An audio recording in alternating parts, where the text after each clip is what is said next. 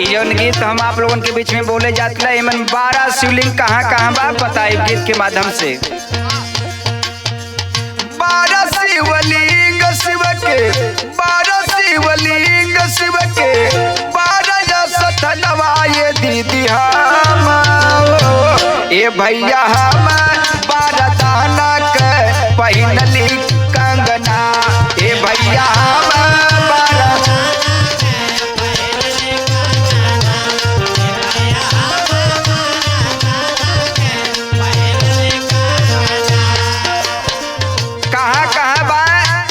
माध्यम से बताई। पहला मंदिर पावन हुए बाबा विश्वनाथ के,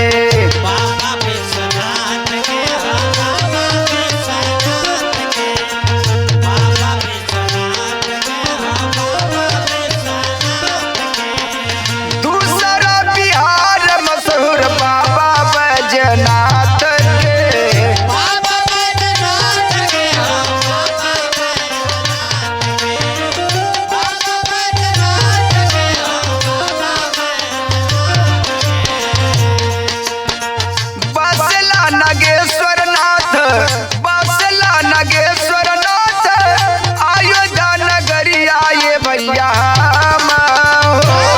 दीदी हम 12 दाना के पहिनली कंगना।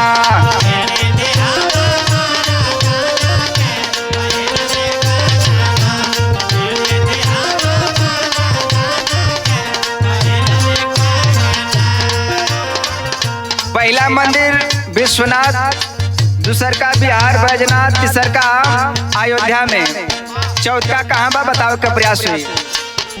मन से पूजाले मल्लिका अर्जुन श्री शैल में,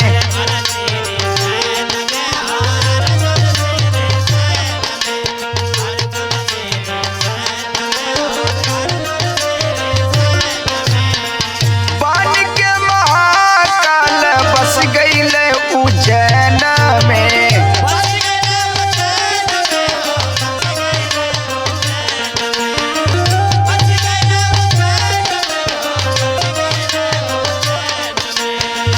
डाकनी में भीमा शंकर पूजन नर नरिया ये भैया ए दीदी हम 12 दाना के पहिनली कंगना।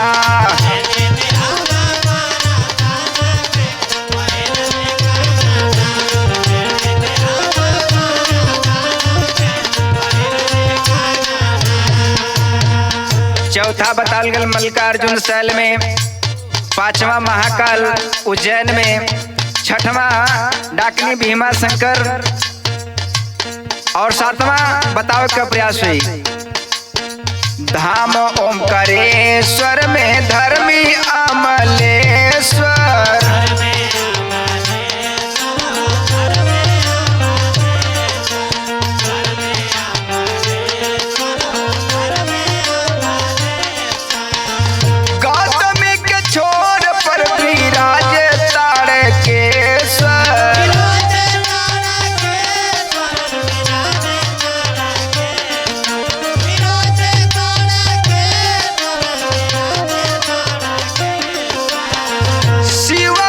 शिव घूमेश्वर, शिवालय में शिव घूमेश्वर हम त्रिन धरिया ये भैया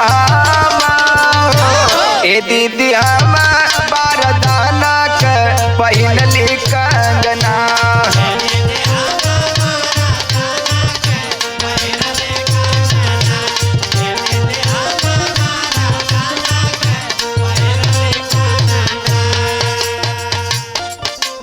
और आखिरी लाइन में बताओ के बा का, सुंदर शोभनाथ शिवालय हुए गुजरात में,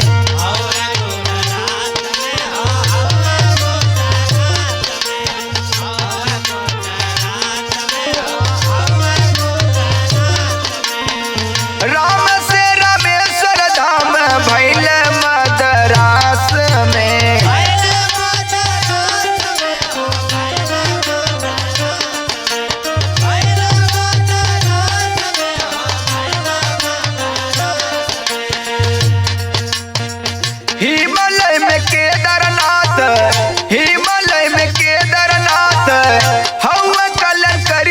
ये भैया हम हो ए दीदी हम बारदाना के पहनली कंगन